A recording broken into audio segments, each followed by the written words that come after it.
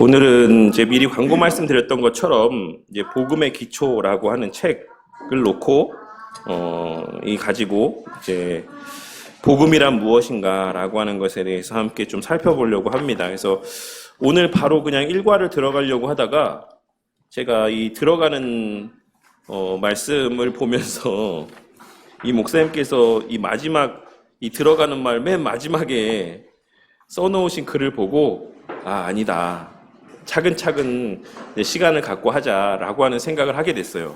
이 교재로 공부할 때는 시간을 충분히 확보하기를 부탁드립니다.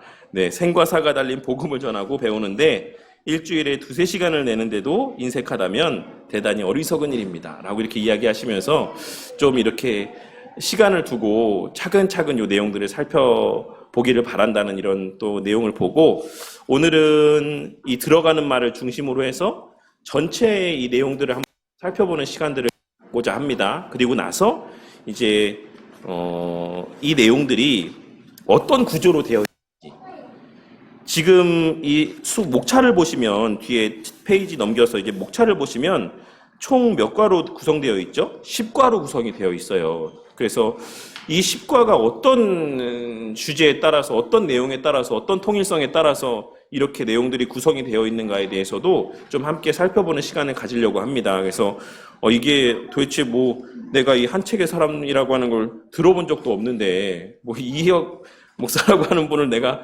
들어본 적도 없는데 뭐 알지도 못하는 분이 만든 교재 갖고 이거 뭐 배우는 게 신뢰성이 있고 신빙성이 있는 건가? 라고 생각이 되어지실 수도 있죠. 그래서 이 내용이 어디에 근거해서 이렇게 내용들이 목차들이 정해지고 내용들이 구성되어 있는지를 우리가 믿고 신뢰하는 웨스트민스터 신앙고백서나 혹은 벌거프 조직신학 책이나 개혁주의 구원론이나 바빙크 개혁교회 이야기나 칼빈의 강요나 이 내용들을 함께 비교하면서 이 내용들 가운데서 담고 있는 의미들이 무엇인가를 살펴보고 다음 주부터는 이제 1과에서부터 좀 이렇게 나누는 시간을 갖도록 하겠습니다. 그래서 뭐 나중에 다시 말씀드리겠지만 결론부터 말씀드리자면 지금 여기에서 구성되어 있는 이 1과에서부터 10과까지의 내용은 일반적인 개혁주의 신앙 안에서의 조직신학 책이 구성되어 있는 그 그대로의 순서를 따라서 기록되어 있는 것입니다. 신론에서부터 시작해서 인간론, 기독론, 구원론, 교회론, 그리고 종말론에 이르기까지 그 기본적인 신학을 설명하는 틀 안에서 이 지금 내용들이 쭉 구성되어져 있다는 것을 기억을 하시고 그 전체적인 구조와 지금 우리가 일반적으로 여태까지 배웠던 혹은 제가 설교 시간이나 다른 시간에 언급했던 내용들과 좀 비교해보고 그 내용들에 대해서 간략하게나마 생각해보는 시간을 갖도록 하겠습니다. 먼저 이제 4페이지에 보시면 이 책이 쓰여진 목적에 대해서 언급을 하고 있어요. 그래서 제가 지금 이 이영 목사님하고 같이 신학교에서 공부를 하고 있는데, 네, 좀 제가 그 목사님을 알게 된 거는 제가 뭐 이렇게 어떻게 과정을 통해서 알게 된 건 아니지만 참 제가 희한하다라고 느낀 게 이상할이 많지 계속해서 이제 관계된 일들이 많이 있다라고 하는 것을 좀 이렇게 느끼면서 하나님께서 또 이렇게 만나게 하시고 교제하게 하시는 과정 속에서 제가 알아야 될 부분, 배워야 될 부분들이 많이 있나 보다라고 하는 생각을 좀 많이 하게 됐어요. 그래서 어쨌든 알게 된 것은 뭐 다른 상황을 통해서 알게 되었다라고 할지라도 뭐 어쨌든 신학교를 제가 그 목사님이 계시다라는 걸 하는 걸 알고 간 건 아니거든요.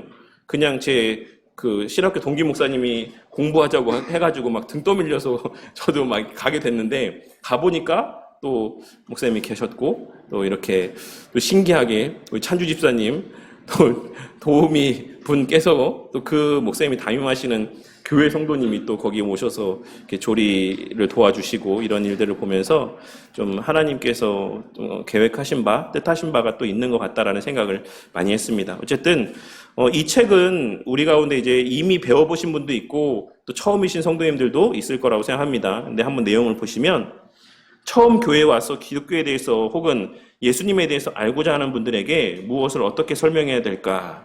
이것이 이 교재의 첫 번째 질문이라고 합니다. 그러니까 이 첫째로 이 내용은 무엇을 위한 것이다? 누군가에게 복음에 대해서 가르치기 위한, 가르칠 내용들을 내가 알 수 있기 위한 그러한 정리해보기 위한 목적에서 쓰여진 책입니다. 그래서 우리 교회도 앞으로 이 책자들을 다 내용들을 다 나눈 이후에 우리 성도님들 가운데 이제 몇 분씩 순차적으로 해서 새롭게 성도님들이 교회 가운데 발걸음하게 되시면 그렇게 1대1로 이 책을 이제 가지고 우리가 좀 규모 있는 교회 가면 그런 팀이 있죠. 양육팀, 뭐 새신자 팀, 이런 팀들이 있죠. 그래서 이제 새롭게 성도들이 왔을 때 그렇게 1대1로 붙어가지고 교회 소개도 하고 교회 적응하는 것도 돕고, 그리고 또 여러 가지 새신자 교육들도 진행하는 것들을 이제 교회들마다 그런 팀들이 구성되어 있는데, 그 교재를 이 책의 내용을 가지고 하려고 합니다. 그래서 우리 모든 성도님들 누구나 누군가 적당한 사람들을 이렇게 붙이게 되었을 때 누구나가 이 책의 내용을 갖고 그 성도에게 우리가 믿는 바가 무엇인가를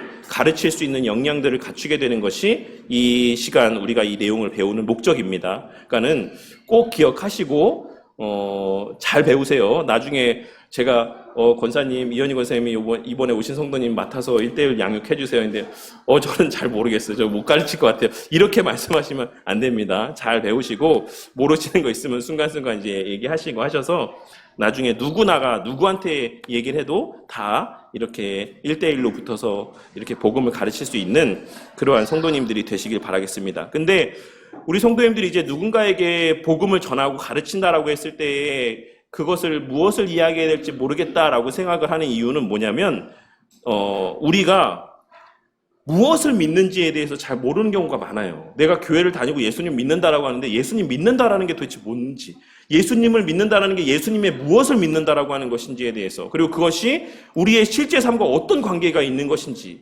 하나님 말씀 가운데 그러한 믿는 바가 어떻게 녹아들어져 있고 어떻게 그 내용들을 설명하고 있는지에 대해서 우리가 사실 인지하지 못할 때가 많습니다. 그래서 내가 믿음은 있는 것 같은데 그 믿는 바가 무엇인지를 구체적으로 설명할 수 없는 그러한 상황 가운데 있기 때문에 내가 누군가에 대해서 복음을 전하려고 할 때에도 그 내용들을 이야기할 수가 없게 되는 거예요. 되게 말을 얼버무리게 되고 어떤 구체적인 내용에 대해서 제시하기가 어렵게 되는 것이다라고 할 수가 있습니다.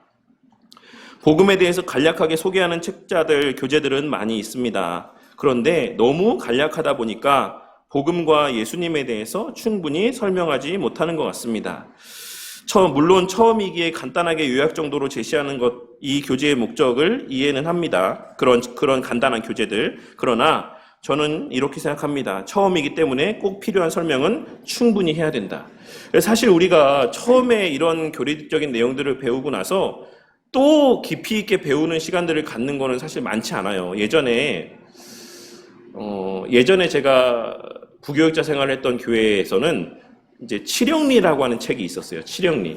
근데 이 칠영리도 사실 벌코프 조직신학 책을 요약해 놓은 것이거든요. 그래서 이 칠영리 책을 갖고 예전에 저희 은사 목사님이 교회를 처음 개척하셨을 때부터 제가 알기로는 그 칠영리를 갖고 성도들 성경 공부를 시킨 걸로 제가 알고 있는데, 그래서 교회를 오래 다니신 분들은 칠영리가 뭔지에 대해서는 다 알아요. 근데 이제 지금도 부교육자들이 구역 이제 공과를 하거나 이런 걸 할 때 그 칠영리를 갖고 또 성경 공부를 할 때가 많거든요.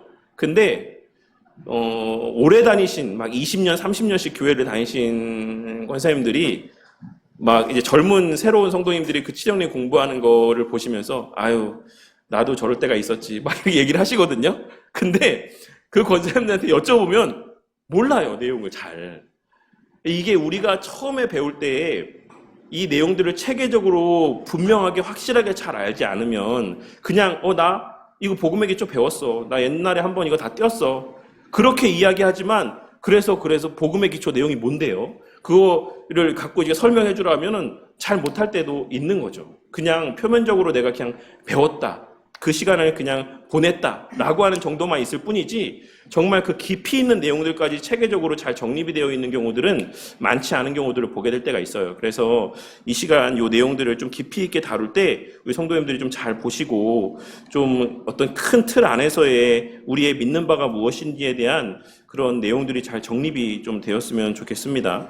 예수님은 우리의 죄를 사하시기 위해서 십자가에 달려 죽으셨습니다. 그런데 여기서 말하는 죄가 무엇일까? 하다못해 이 질문조차도 일반적으로 교회 다니는 성도님들한테 죄가 뭡니까?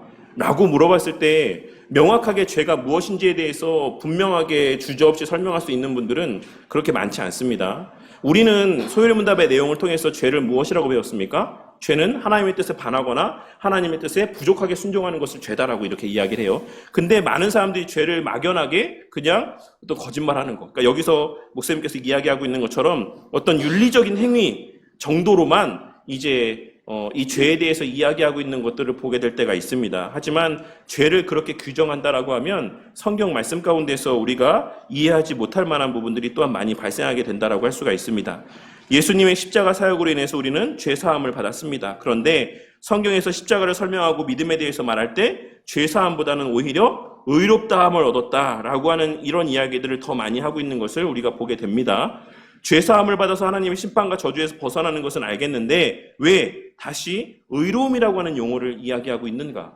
이것에 대해서도 사실 우리가 알지 못하죠. 그러니까 이것은 무엇을 알아야지만 됩니까? 우리 성도님들은 이미 많이 들었으니까. 그리고 우리 종현이가 대학청년부 우리 소요리문답 배울 때마다 저는 이게 잘 이해가 되지 않는다라고 이야기했던 거 뭐였죠, 주제가? 이번 금요일에도 했잖아요. 능동순종과 수동순종에 대해서, 이 죄책과 오염에 대해서, 죄책 가운데 범책과 벌책에 대해서, 예수 그리스도께서 행하신 일의 사역에 갖고 있는 양면성이 무엇인지에 대해서, 이런 것들을 우리가 기독론에 대한 바르게 정립되어 있지 않으면 사실 성경에서 왜 의로움에 대해서 죄사함에 대해서 이렇게 계속해서 함께 언급하고 있는지에 대해서도 사실 이해를 할 수 없는 이런 문제들이 발생하게 되는 것입니다. 그래서 어쨌든 이 내용들은 체계적으로 그래서 기독론에 대한 것, 그리고 그 전에 인간론에 대한 것들, 그리고 최초에는 신론에 대한 것들, 본래 상태에 대한 것들, 이런 것들을 체계적으로 잘 정립하면서 본래 우리에게 창조된 본래의 상태는 어떤 상태였는지, 하나님께서 어떻게 세상을 창조하셨고 하나님 어떤 분이신지 이런 것들을 비추어서 그러면 우리의 본래 상태는 어떤 상태였고 우리가 타락한 우리의 상태는 어떤 상태인지 이런 것들을 보게 되고 그러한 상태 가운데서 우리가 어떻게 구원을 받을 수 있을지에 대해서 기독론에 대한 것들을 되고 그 그리스도께서 이루신 것이 우리에게 어떻게 적용되어지는가에 대한 구원론에 대해서 배우게 되고 그 구원이 실질적으로 적용되게 하시는 기관으로 세우신 교회에 대해서 배우게 되는 것이고 이렇게 순차적으로 하나하나 처음부터 원리부터 배우게 되기 때문에 그것이 하나씩 정립이 되어서 이것이 따로 노는 게 아니라 신론이 따로 놀고 뭐 이런 모든 것들이 뭐 인간론이 뭐 구원론이 교회론이 다 따로 노는 게 아니라 하나부터요 처음부터 마지막까지의 모든 내용이 하나로 정립되어지게 하는 것. 그래서 이 모든 것이 따로 있는 것이 아니라 교회 생활과 그리스도와 뭐 하나님을 아는 것과 이 모든 것이 다 따로 노는 게 아니라 결국 하나로 한데 어우러져서 교회로서의 살아가는 삶으로 이어지게 하는 것. 그래서 적인 그 마지막 때에 대한 소망과 확신 가운데 정말 성도로서의 삶을 살아가는 것이 무엇인가를 우리가 깨닫고 살아가게 되는 것. 그것이 이 교제가 전체적으로 지향하는 바라고 할 수가 있는 것입니다. 여기서 또 언급하고 있는 게 예수님을 믿으면 구원을 받는다. 근데 뭐가 참된 믿음이냐? 어떻게 참된 믿음과 거짓 믿음을 구별할 수 있냐? 그리고 예수님 믿으면 천국 간다라고 이야기하는데 천국은 도대체 어떤 곳이냐? 이런 것들에 대해서 그리고 이 세상은 어떻게 되냐? 이 세상은 나중에 불타 없어지냐? 아니면 계속 있는 것이냐? 이런 내용들에 대해서 우리가 사실 누군가 물어봤을 때 대답하지 못하는 질문의 내용들이 한두 가지가 아니에요. 일반적으로 신앙생활을 하다 보면 그렇게 천국에 대해서 이야기를 하는데 천국과 지옥에 대해서 그렇게 이야기하는데 막상 천국과 지옥이 뭔지에 대해서 물어보면 그 자신도 사실 천국과 지옥에 대한 명확한 인식이 없고 또 간혹 경우에 따라서는 확신도 없는 신앙의 삶을 살아가는 것을 보게 될 때도 있다라는 것입니다. 그래서 제가 얼마 전에 얘기했죠.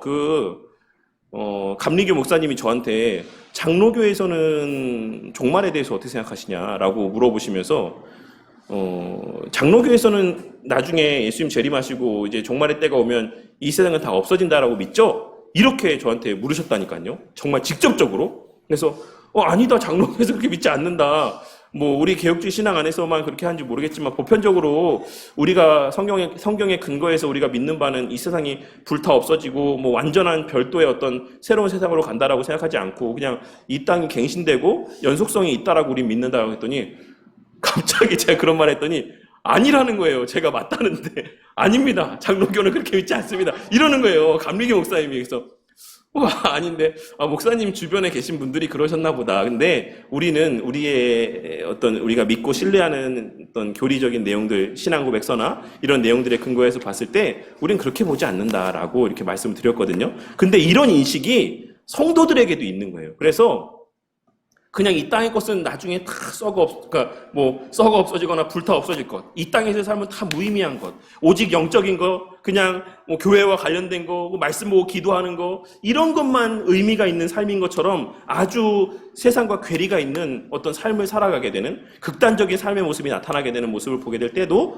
있는 겁니다. 근데 이제 그러한 부분에 대한 것들도 우리가 함께 나누게 될 것이고, 그 다음에 이제 믿음 생활을 하기 시작하면 교회에 속해서 신앙생활을 해야 됩니다. 그런데 교회는 위에서 설명한 복음과 어떤 관계가 있는 것인지, 교회를 다니지 않고도 예수님만 믿으면 구원을 받을 수 있는 게 아닌가, 이런 생각을 하고 신앙생활 하는 사람들이 있어요.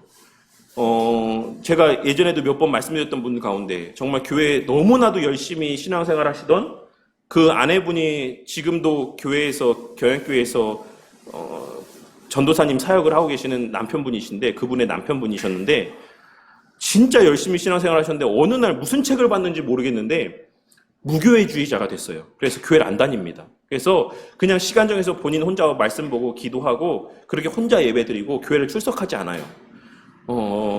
이런 분들이 그 스스로는 나 예수 믿어, 나 누구보다 예수 잘 믿어라고 생각할지 모르겠지만, 그리고 그 헌금 같은 경우도 그냥 가난한 사람들 자기가 나름대로 판단해서 필요한 것에 그냥 구제하고 그냥 그렇게 드리는 걸로 헌금을 대체하고 예배는 혼자 드리고 교회는 출석하지 않고, 그러면서도 자신은 그리스도인이고 자신은 예수 믿는 사람이고 자신은 구원받은 사람이다라고 생각하는 사람들이 의외로 많이 있는 것입니다. 이러한 기본적인 이 교회론에 대한 개념들이 정립되어 있지 않은, 그러한 이 모든 신앙적인 내용들이 하나로 깨어 있지 않은 그러한 신앙의 삶을 살아가는 자들이 많이 있다라는 것입니다. 예수님을 믿기만 하면 구원을 받습니다. 그러면 꼭 착하게 살 필요는 없지 않습니까? 혹시 하나님께서 화내실지도 모르니 어느 정도 적당한 종교 생활을 해야겠지요. 그렇지만 예수님이나 사도 바울처럼 살 필요는 없는 거 아닙니까? 오늘 제가 설교 때 언급했던 것처럼 그렇게 모든 것을 교회 중심으로 생각하고 내 삶에 있는 모든 것을 교회를 위해서 이렇게 또 드리고 그러한 교회 중심의 삶을 살 필요는 없지 않습니까? 너무 과한 삶이지 않습니까? 라고 생각을 하게 될 수도 있다라고 할 수 있습니다.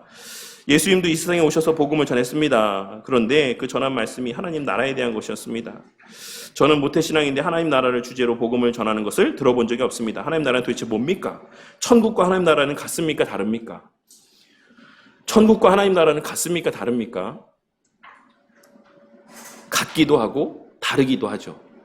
일반적으로 우리가 알고 있는 하나님 나라의 개념이라고 하는 것은 그냥 죽어서 가는 곳이라는 정도로 이제 우리에게 인식되어져 있는 경우를 보게 될 때가 많이 있어요. 근데 성경에서 말하는 예수님께서 말씀하셨던 그런 하나님 나라와 일반적으로 우리나라 사람들이 보편적 신앙인들이 갖고 있는 내세에 대한 어떤 삶에서의 천국이라고 하는 개념은 다르다라고 할 수가 있습니다. 그런데 또 마태가 천국이라고 표현했을 때 그 하나님 나라라는 표현이 거기서 천국이라고 표현한 표현에서의 그 천국의 의미는 하나님 나라와 같은 의미의 표현을 하고 있는 것이기도 해요. 그래서 요 내용들도 이것이 어떻게 같고 어떻게 다른 것인지에 대한 것들도 제가 책을 다 깊이 있게 보지 않아서 모르겠지만 어쨌든 그 파트를 다룰 때 있으면 그 내용을 설명해드리고 만약에 혹여라도 없으면 그 나머지 관련된 내용들도 또 요 내용들을 통해서 함께 말씀을 드리도록 하겠습니다.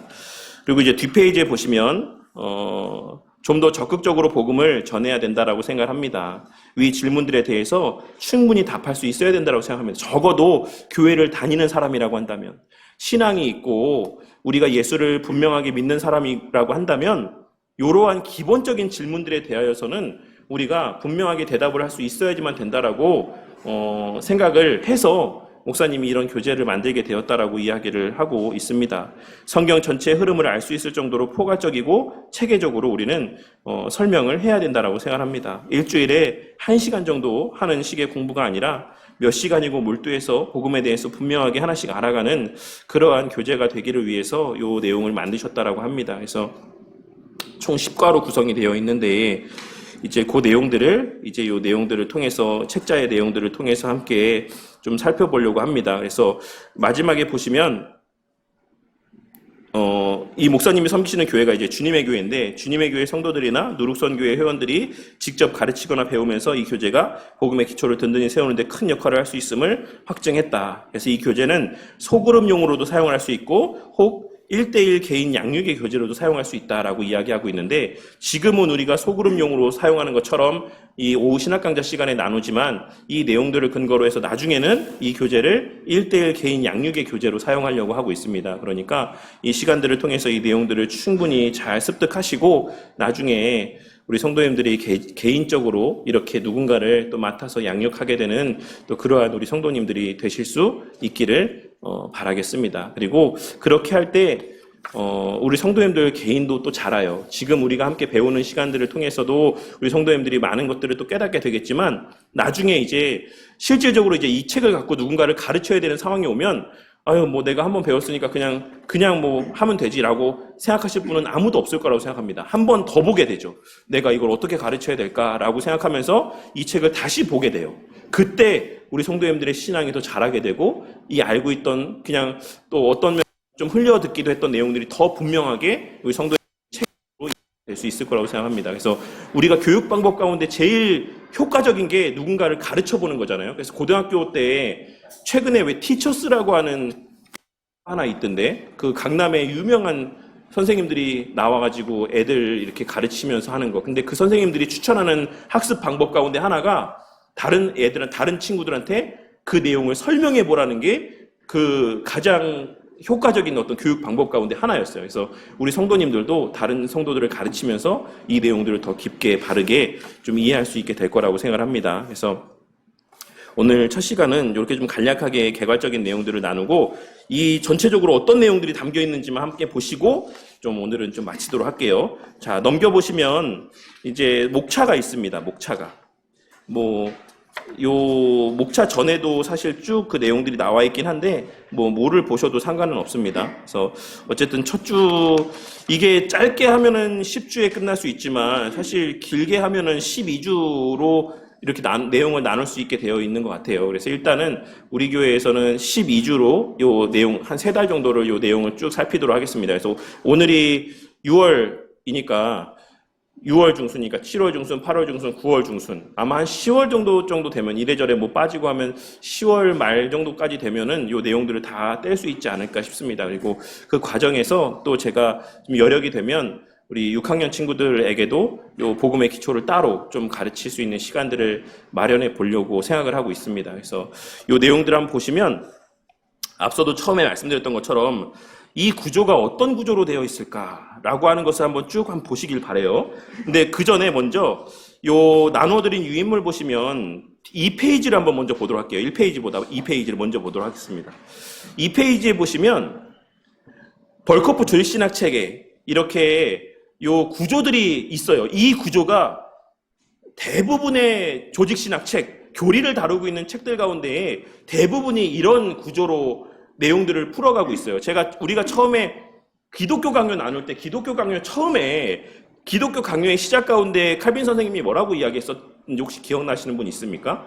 칼빈 선생님이 기독교 강요 처음 시작하면서 인간에부터 시작하든지, 인간에 대한 인식론에 대해서부터 시작하든지, 신에 대해서부터, 하나님에 대해서부터 그 인식을 시작하든지, 뭐를 시작하는 것도 사실 괜찮지만, 칼빈 선생님은 하나님에 대한 인식에서부터 먼저 시작하려고 한다라고 이제 이야기하면서 이제 하나님에 대한 지식을 일부에서 쭉 이야기하고 있는 것을 알 수가 있습니다.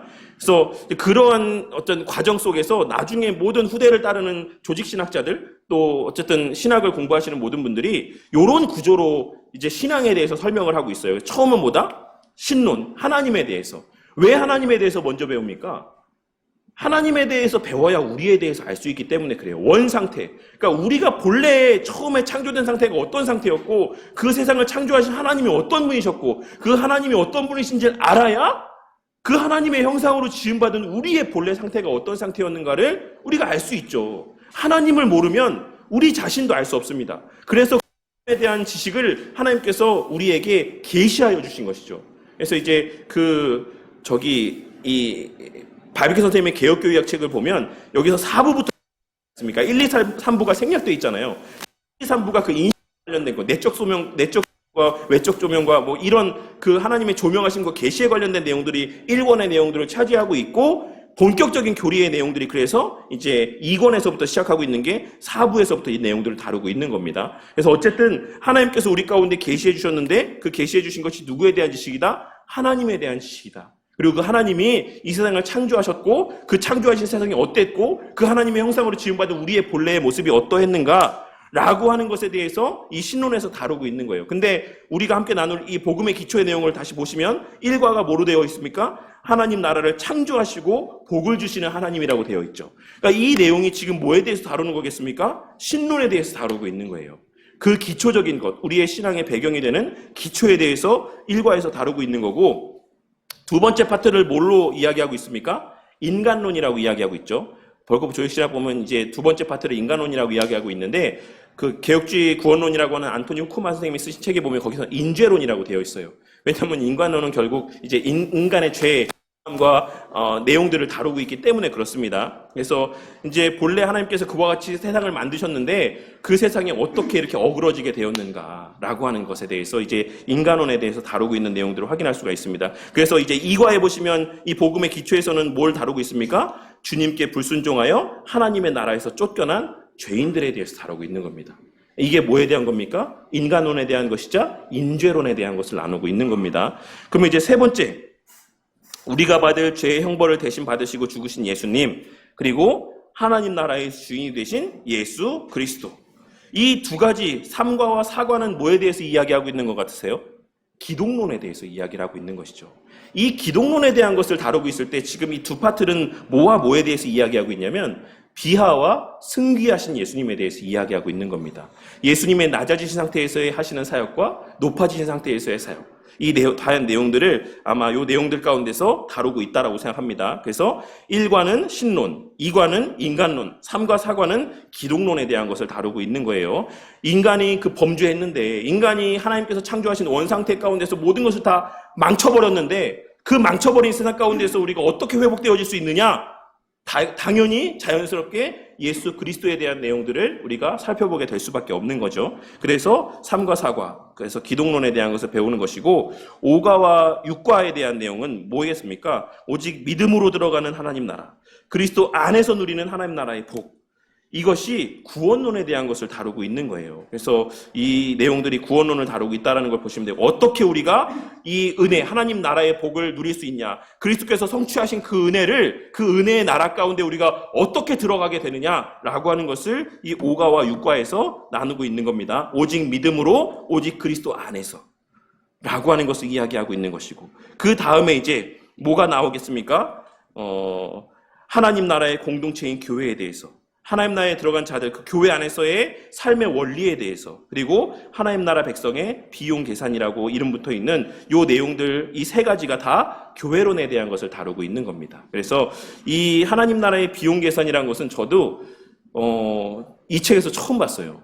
그래서 이 내용을 저도 어제 잠깐 간략하게 좀 내용을 봤거든요. 그래서 그 내용들도 아마 좀 흥미롭게 우리가 좀 살펴볼 수 있는 내용이라고 생각합니다. 그래서 그리스도인이라고 하면 그리스도인에게 있어서 교회는 뭐고, 교회에서의 삶은 뭐고, 그 원리, 동기는 무엇이 되어야 되고, 또 그 구체적인 삶의 모습은 어떤 모습이 되어야 하는가라고 하는 것들, 교회론과 관련된 내용들을 이 7과 8과 9과에서 다루고 있는 겁니다. 그리고 마지막으로 이제 10과에서는 하나님 나라의 완성이라고 하는 차원에서의 주님의 재림, 종말에 대한 것, 그래서 종말론에 대한 것을 나누고 있는 겁니다. 그래서 이 내용이 우리가 들어보지 못한 어떤 목사님이 그냥 자의로 그냥 자기 맞게끔 그냥 이렇게 만들어낸 교재가 아니라 철저하게 우리 믿음의 선배들이 그동안 교리를 가르쳐 왔던 그 틀 안에서 그것을 좀 더 우리 성도님들의 수준에 걸맞게 그렇게 이 내용들을 이렇게 다루고 있다라고 하는 것을 아시고, 이 내용이 정말로 그렇게 신뢰할 만한 내용이다라는 것을 좀 아셨으면 좋겠어요. 그래서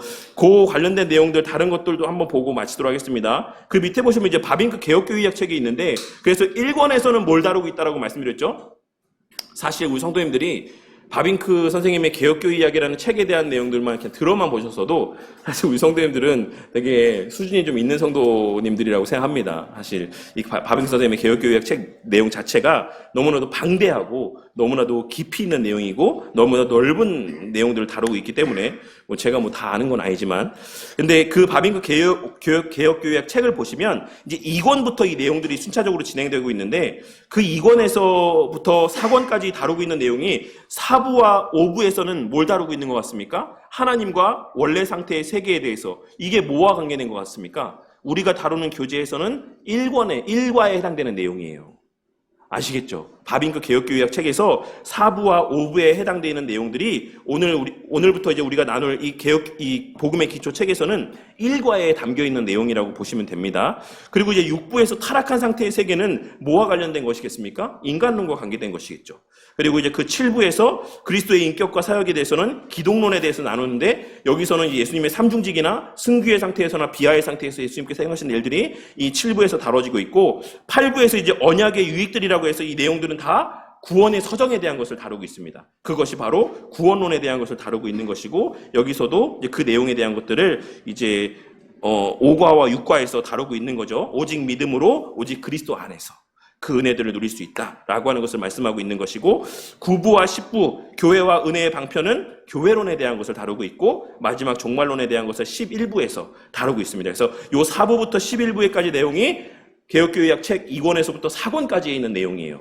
그러니까 모든 조직신학 책이나 교리와 관계된 책들이 다 이렇게 다루고 있어요. 그리고 또 칼빈의 기독교 강요에서도 이렇게 나누고 있는데 좀 주목해 볼 것은 기독교 강요에서는 종말론이 3권에서 다뤄지고 있습니다. 그래서 그런 좀 차이가 있는데 그거 외에는 나머지의 모든 것들이 다 똑같은 순서대로 언급되어지고 있다라고 보시면 되겠고 마지막으로 이제 1페이지로 돌아와서 우리가 장로교 신앙 안에서의 가장 신앙의 어떤 표본, 어떤 신뢰할 만한 근거로 우리가 신뢰하는 웨스트민스터 신앙고백서는 그럼 어떤 식으로 되어 있냐라고 했을 때 1장이 뭐에 대해서 다루고 있겠습니까? 성경에 대해서 다루고 있어요. 성경에 대한 것을 다루고 있는 게 곧 뭐에 대해서 다루고 있는 거냐면 바빙선 개혁교약책에서 1권에서 다루고 있는 내용들이 이 성경의 파트에서 다루고 있는 내용이라고 생각하시면 돼요. 그리고 이제 그 다음부터 이제 다루는 게 2장부터 5장까지 삼위일체 하나님과 뭐 영원한 작정과 창조와 섭리 이 내용들이 다 뭐에 속한 내용입니까? 신론에 대한 것을 다루고 있는 겁니다. 그 다음에 6장에서 인간의 타락과 죄의 형벌에 대한 것이겠습니까? 인간론에 대한 것을 다루고 있는 거예요. 7장과 8장 하나님의 언약과 중보자 그리스도는 누구에 대한 것? 기독론에 대한 것을 이야기하고 있는 겁니다. 그리고 이어지는 자유의지에서부터 은혜와 구원의 확신까지가 구원론에 대한 것을 다루고 있는데 여기서 자유의지를 이야기하고 있는 이유가 뭐냐면 9장에서의 자유의지는 결국 결과가 맨 마지막에 뭐로 언급되고 귀결되고 있냐면 그래서 인간에게는 선택할 수 있는 자유가 있다 없다? 참된 자유의지가 있다 없다? 없다 라고 이 웨스트민스터 신앙고백서 9장에서의 마지막 가운데 언급하고 있어요. 인간에게는 본래 자유의지가 있었는데 인간이 타락하면서 선을 행할 수 있는 자유의지는 남아있지 않게 되었고 오직 인간에게는 죄를 행할 수 있는 자유의지만 남았는데 하나님의 도우심의 은혜가 없이는 선을 행할 수 있지 않다. 이게 이 9장에서의 자유의지가 이야기하고 있는 겁니다. 그래서 10장에서 뭐가 필요하다? 유효한 부르심이 필요하다라고 이야기하고 있는 거예요. 인간에게는 선택할 수 있는 알 수 있는 자유와 능력이 없기 때문에 하나님 편에서의 유효한 부르심이 필요하다라고 이야기하면서 그로 말미암는 구원의 서정들에 대한 내용들을 쭉 다루고 있는 겁니다. 그리고 이제 19장에서의 하나님의 율법 내용은 사실 어떤 면에서는 구원론에 포함되는 내용일 수도 있고 교회론에 포함되는 내용일 수도 있어요. 왜냐하면 우리의 죄를 깨닫게 하고 그리스도를 인식하게 하는 수단으로서의 이제 율법의 역할들이 있기도 하지만 또 동시에 교회에서의 성도들의 삶의 지침으로서의 율법의 의미도 담겨 있기 때문에 이 19장에서의 이 하나님의 율법과 관련된 내용들은 사실 어느 한편에 속하는 내용이라고 보기는 좀 그렇습니다. 그리고 이제 제가 20장을 모르고 띄었는데 20장부터 31장까지 내용은 이제 교회론에 대한 것을 다루고 있다라고 보시면 될 것 같습니다. 그래서 예배에 대해서 합당한 맹세와 서원에 대해서 뭐 그 외에 여러 가지 내용들에 대해서 교회론에 대한 것을 나누고 있고 32장과 33장에서 이제 이거는 뭐에 대한 것 같습니까? 종말론에 대한 걸 나누고 있는 거예요. 그래서 우리가 신뢰하는 웨스트민스터 신앙고백서도 1장부터 33장까지 물론 이제 그 후대에 이제 뭐 선교에 대한 내용들도 추가되고 뭐 성령의 하나님에 대한 것들도 추가되긴 했지만 저희는 사실 요 기존의 초판에서의 33장까지를 좀 신뢰하긴 합니다. 그래서 33장까지만 이야기를 했어요. 그래서 요 내용들도 어떤 틀로 다뤄지고 있다? 그 일반적인 조직 신학에서의 틀 안에서 웨스트민스터 신앙고백서의 내용들도 서술되고 있다. 그리고 우리가 배우는 복음의 기초의 내용도 틀 안에서 십과가 구성되어 있는 것이다 라고 보시면 되겠습니다. 그래서 이것만 아시면 돼요. 6가지가 처음에 우리가 본래 하나님에 대해서 알고 하나님의 본래 창조하신 세계에 대해서 알고, 근데 그 세상이 어떻게 어그러졌냐? 인간 때문에, 인간의 죄 때문에 어그러졌다. 그 어그러진 세상이 누구로 말미암아 다 회복될 수 있느냐? 그리스도로 말미암아 회복되어질 수가 있다. 그리스도께서 이루신 그 은혜에게 어떻게 적용되어지느냐? 그것을 구원론에 대해서 다루고 있는 것이고, 그 구원을 실질적으로 우리 가운데 적용하여 주시기 위해서 이 땅에 세우신 기관이 뭐다? 교회다. 그래서 우리가 교회에 대해서 배우게 되고, 마지막 그 교회 안에서 우리는 무엇을 바라보며 사는 것이다? 종말의 때를 바라보며 사는 것이다. 이 6가지가 신론에서부터 종말론까지가 우리의 믿는 바의 전부를 함축하고 있고 함의하고 있다라고 하는 것을 아시면, 나중에 우리가 누군가에 대해서 복음에 대해서 전할 때에도 신론에서부터 이 종말론에 이르는 내용들을, 우리가 이 배운 내용들을 근거로 해서 이러해서 우리는 이러한 것을 믿는다라고 이야기할 수 있게 될 수 있을 것입니다. 그래서 앞으로 요 복음의 기초 내용으로 1과부터 10과까지 내용을 함께 나누실 때 요 큰 틀에서의 제목들에 담겨져야 될 내용들이 우리 성도님들에게 다 이렇게 깨달아지게 되는 또 은혜가 있으시기를 바라겠습니다. 네, 제가 기도하고 마치도록 할게요. 기도하겠습니다. 하나님 감사합니다. 오늘 이 시간 첫 시간이라 이 복음의 기초의 개괄적인 내용에 대해서 우리가 또 이것을 배우는 궁극의 목적이 무엇인가에 대해서 함께 또 살펴보게 하여 주심에 감사를 드립니다. 하나님, 우리가 오늘 이 복음의 기초에 관련된 내용들을 배우기 시작하는 그 목적이 그냥 목사가 앞에서 설명하는 것을 듣고 고개만 끄덕이는 것으로 끝나기 위한 것이 아니라, 실질적으로 이제 내가 이 교재를 가지고 누군가에게 복음에 대해서 가르칠 수 있는 그러한 역량들이 우리에게 갖춰지기를 위한 목적에서 우리가 이 복음의 기초를 배운다라고 하는 것을 명심하고, 우리 성도님들 하나하나를 배울 때에 정말 집중하여서 이 내용들을 배우며, 내가 이 표현들을 또 누군가에게 어떻게 설명해야 될까라고 하는 것을 떠올리며 그것을 염두에 두고 이 매 시간들마다 집중하여 내용들 가운데 또 그 내용을 또 귀담아 듣는 우리 성도님들이 될 수 있도록 은혜를 베풀어 주시옵소서. 그리하여